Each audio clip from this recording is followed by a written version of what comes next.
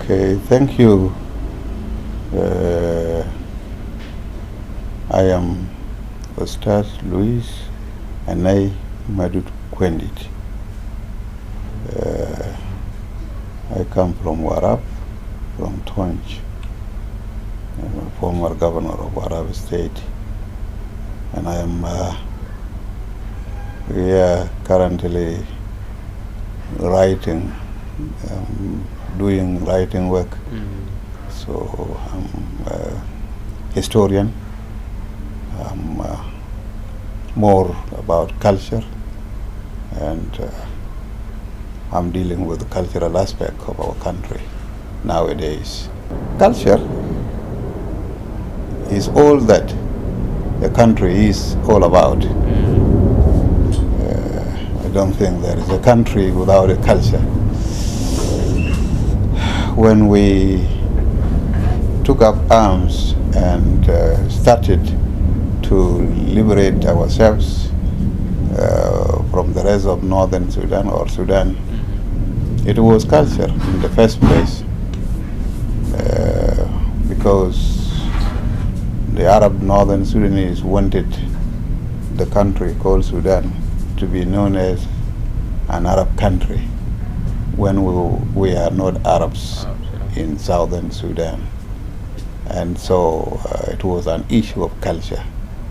We have our own culture as Africans, and the Arabs in northern Sudan have their own Arab culture, and so we couldn't make it to accept to be submerged by a foreign culture.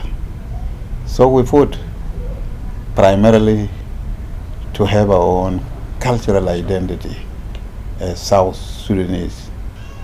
Culture has those two aspects. It can be a cause of conflicts when someone wants to impose his culture on the others. And culture at the same time can promote peace and stability when the values that makes that community or nation are together, are agreeable, then they can be a source of unity, source of stability and peace. For it is the values, the traditions, the way of life, which if it is compatible with the others, then you can be together. And if the culture, the values of the other don't agree with the values of the other, then there is conflict. So in the case of South Sudan, majority of our values, our beliefs, our traditional customary beliefs are almost the same, and they are a cause of our togetherness. When we agreed to fight the colonial masters that came from the north, it was because we have many cultural values in common among ourselves as South Sudanese communities. So culture can be used for unity of the people, for togetherness, for one identity. So our cultural identity is that we are, first of all, we are Africans. We are blacks. We live adjacent to each other. We interact. We marry among ourselves. We have no problems of religion. Whatever diversity we have, South Sudan have those common values that can tie us together and bring unity. What we now have is not differences coming from our cultures or from our values. It is the political differences, power struggle that is giving us these problems. Otherwise, we need to utilize our cultural values to bring us together. And after all, we were already together. That's why we have one sovereignty. We are a nation of a people who enjoy common heritage, common history, common values, as people who are called and known as South Sudanese. All these crimes that are going about are because we are leaving our culture and embracing the cultures of others, including this too much sex being practiced by both sex. It used to be something not to be heard.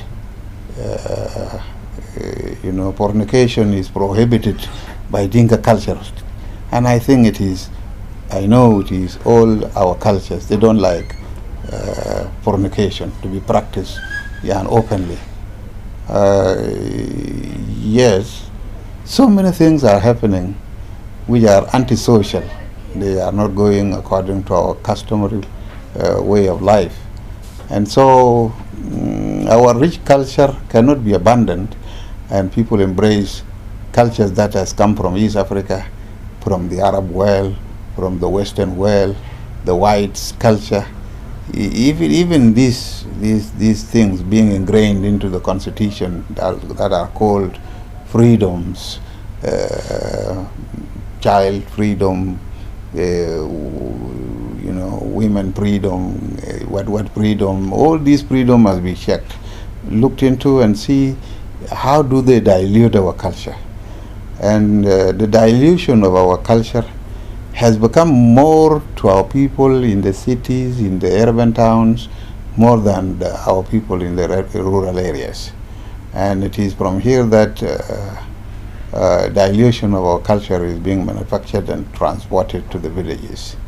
This thing I am asking our elites, our urban citizens, to go back to our cultures. It is when we go to our cultures that we can have stability, that we can have reduced criminalities, and when crime is not that high, that leads to violence, even our organs of law enforcement, like police, like the judiciary, they can be able to function.